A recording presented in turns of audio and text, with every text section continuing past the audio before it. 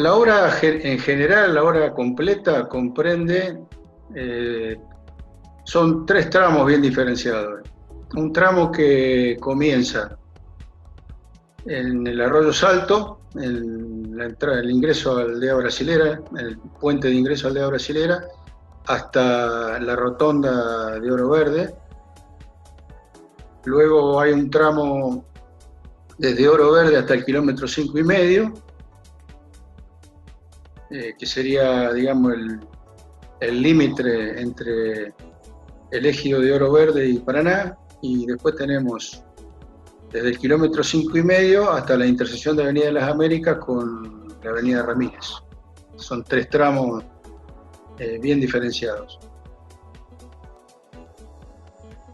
Y en distintos programas de Proyectar hemos conocido el devenir de esta obra.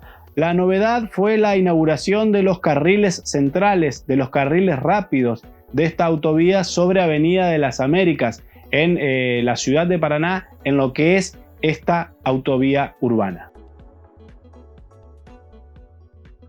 Como vos sabrás, originariamente era el trazado de la ruta provincial 11, o sea, teníamos un trazado que se asemejaba más a un trazado rural que a un trazado urbano, ¿no es cierto? Entonces hubo que adaptar el trazado original de la ruta provincial 11 a un trazado urbano, de manera tal de poder diferenciar básicamente el tránsito pasante y el tránsito que circula por la zona de influencia de la obra, ¿no es cierto?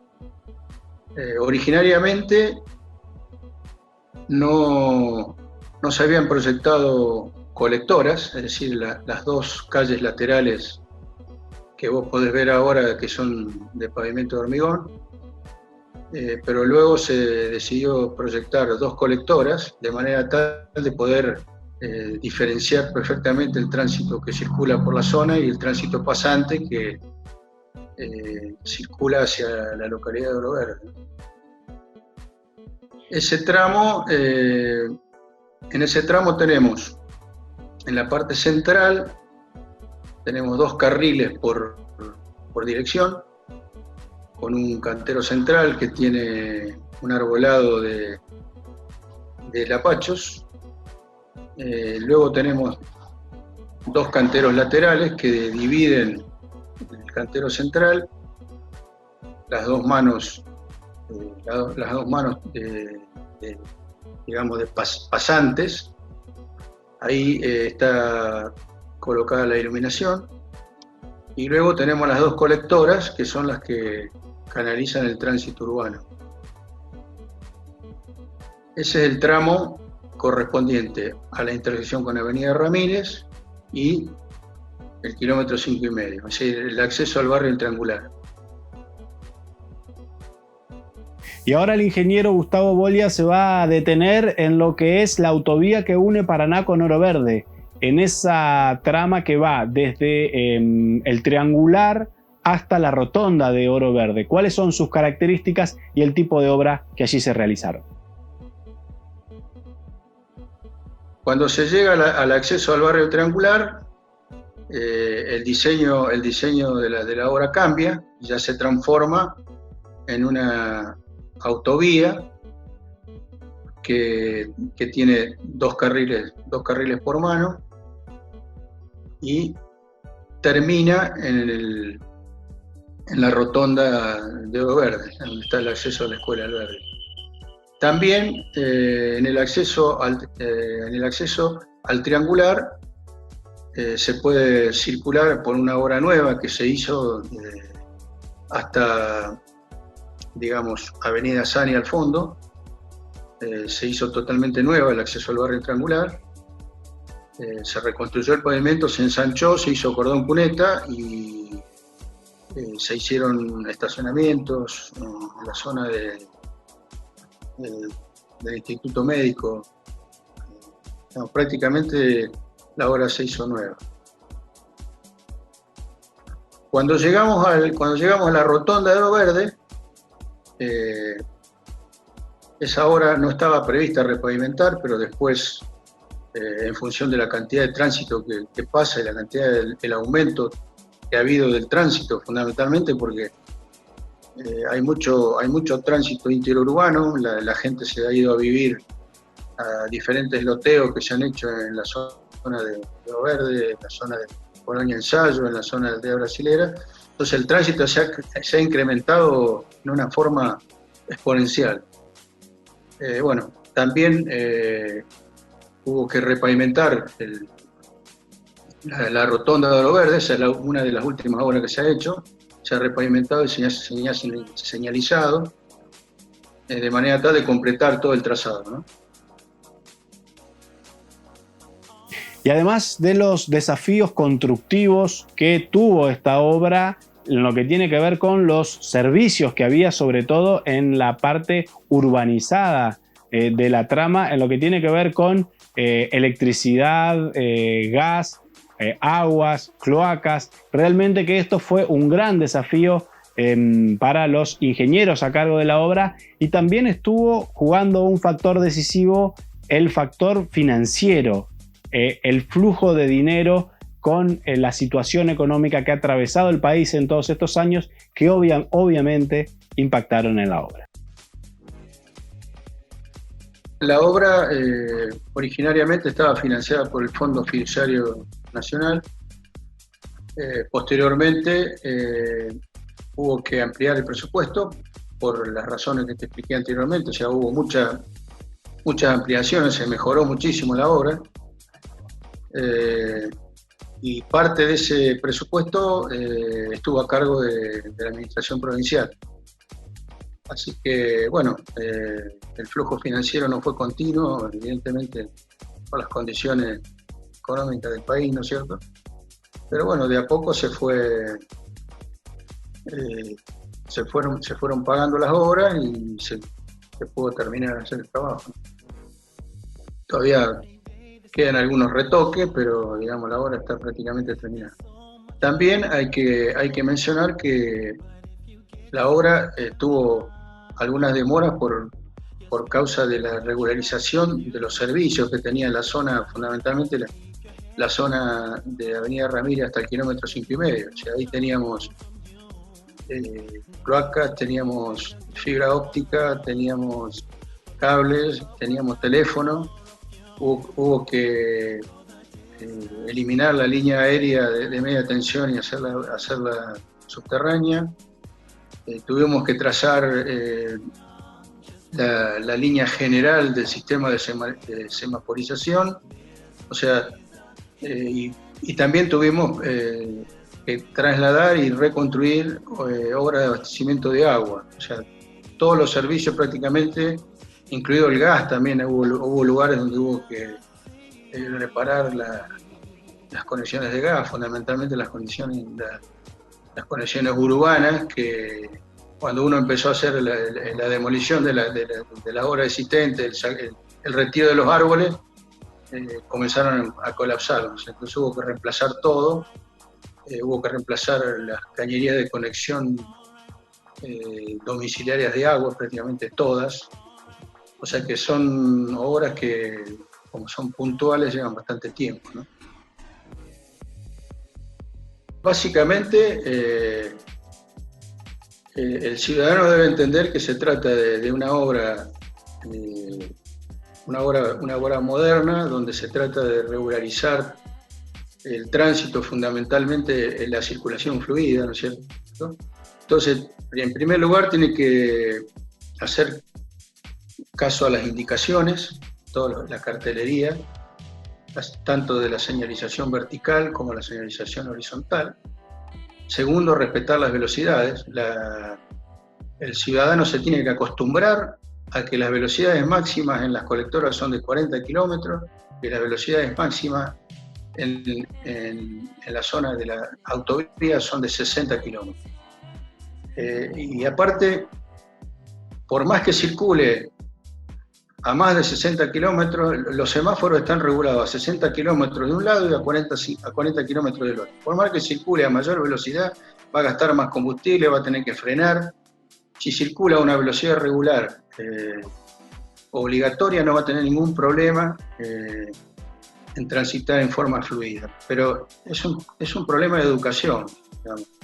Esta obra no está proyectada para que se realicen picadas, simplemente está proyectada para que el tránsito fluya de acuerdo a un determinado cálculo, ¿no es cierto?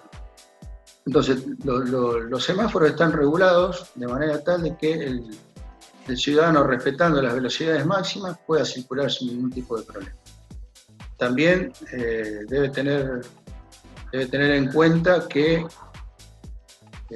no respetar los semáforos, no respetar las señales puede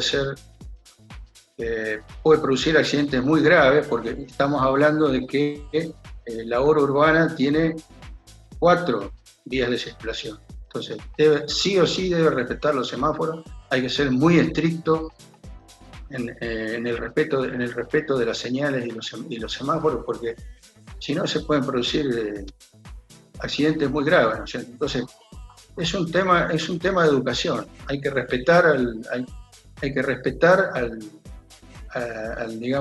la persona que circula dentro de la vía, dentro de los límites que establece la reglamentación. Y ahora vamos a puntualizar sobre una cuestión que parece básica, pero que tiene su sector específico. Por ejemplo, cambiarse de carril en lo que es el carril rápido, el carril central y la colectora. Si uno va por el carril central, tiene unos desvíos hacia la derecha, donde puede esperar y retomar el carril de las colectoras, ¿no es cierto? También tenemos que tener en cuenta que por el carril de las colectoras se ha trazado una ciclovía, o sea que la persona que circula por el carril central tiene que doblar a la derecha, pero esperar, tiene que parar, esperar que pase el tránsito y luego retomar el carril que llamamos el carril lento, ¿no es cierto? Que sería el carril de las colectoras. Directamente respetando esa metodología no va a haber ningún problema, no se va a producir absolutamente ningún accidente. Pero, repito, no es una autopista, no es una pista de carrera, sino que es una obra urbana donde el tránsito está canalizado de manera tal que pueda ser lo más fluido posible, ¿no es cierto? Y le preguntamos también al ingeniero Gustavo Bolia en relación a los accesos a los barrios. La zona sur de Paraná, y más con esta obra, ha crecido mucho y hay ciertos barrios en la zona de kilómetro 5,5 que no quedaron con un acceso directo a la autovía y que tienen que hacer un rodeo para poder ingresar. Le consultamos a él cómo trabajaron este tema puntualmente. Bueno, esa fue una zona muy conflictiva porque el ancho de camino no era regular. Nosotros estábamos trabajando con anchos de camino del orden de los 50 metros, ¿no es cierto?, para poder desarrollar la obra, pero en esa zona hay terrenos que achican un poco el ancho de camino. Entonces, como digamos, se hicieron las averiguaciones, son terrenos particulares, no se pudo desarrollar completamente la colectora. De todas maneras, son muy pocos metros. El acceso a triangular tiene sobre la mano derecha un acceso exclusivo para doblar a la izquierda. Es decir, que la persona que quiere ingresar a los nuevos barrios, simplemente haciendo 150 metros más, puede retomar en la colectora del lado derecho, ¿no? No tiene, digamos, es una cuestión de costumbre, ¿no? El trazado de la ciudad en esa zona es bastante irregular, tiene muy pocas arterias laterales, entonces bueno, es un punto de conflicto, ¿no? Y otro de los aspectos a tener en cuenta en una obra de esta envergadura tiene que ver con la cuestión hídrica. ¿Qué puede pasar con una obra como la autovía Paraná-Oro Verde con una gran lluvia? Ya tenemos sectores en Paraná donde el agua no drena correctamente y genera ciertos problemas. ¿Cómo tuvieron en cuenta ese tema a la hora de concretar la obra? no ha tenido problemas importantes con las grandes lluvias. Hay algunos lugares que hay que tener en cuenta.